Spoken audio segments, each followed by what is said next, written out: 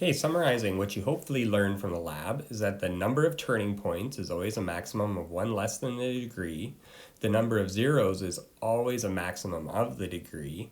And then from the chart, if the degree is odd and positive, what I mean by think linear is it always acts like a linear. So if the leading coefficient's positive, the slope's positive, it's going up. So it's got to start in quadrant 3 and end in quadrant 1.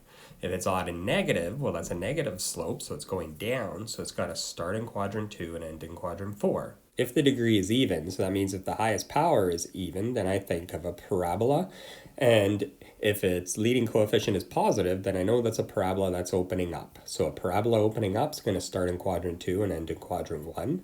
If the leading coefficient is negative, then I think of a parabola opening down, which would always start in quadrant 3 and end in quadrant 4. So what we're going to do is take this information and I'm going to apply it to this graph of a polynomial function and see what we know from just looking at this graph. First thing I notice is that it's starting in quadrant 2 and it ends in quadrant 4. Anything that goes from 2 to 4, you can look back at the chart, or I should know it's odd, so its highest power is going to be odd, and the leading coefficient is going to be negative. So it's like a linear going down. It's going down on an angle, so I know it's odd and negative.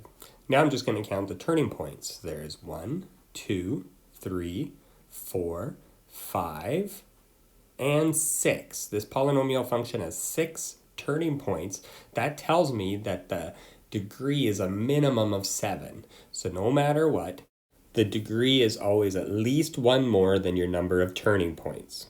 Now I'm going to look at zeros. So this function has 1, 2, 3, 4, 5 zeros.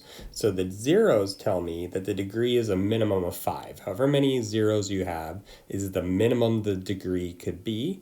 The zeros, though, isn't as good an indicator of the degree of the polynomial as the turning points are typically. So this one, just so you know, that's why we look at turning points, and you can kind of see why this doesn't have as many zeros is because that bump doesn't come up high enough to produce a couple more zeros so that we get to 7. So turning point is your best way of guessing what the degree is. So I know it's odd and at least 7. So it could be 7, 9, 11, 13, etc., etc., and the leading coefficient is negative. Just by looking at the graph, we can see all that. I want to do one more example of just something we haven't really covered yet. So here is another function. Is it a polynomial function? I don't know. First thing we're going to go over is this is a continuous function, though. If I put my pen down where it starts, I can draw this without lifting my pencil or pen from the paper, not counting the arrow, but you can probably write the arrow as well if you really wanted to. So just looking, okay, so this is definitely continuous, but just being continuous doesn't make it a polynomial function.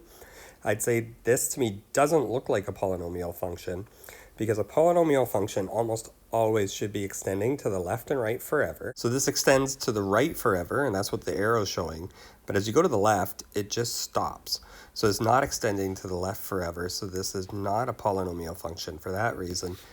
Also, typically polynomial functions, or almost all polynomial functions, will always increase quickly or decrease quickly as they go to the right or the left. They don't level out. This one kind of levels out. It looks like it's going horizontally. That is not a behavior of a polynomial function.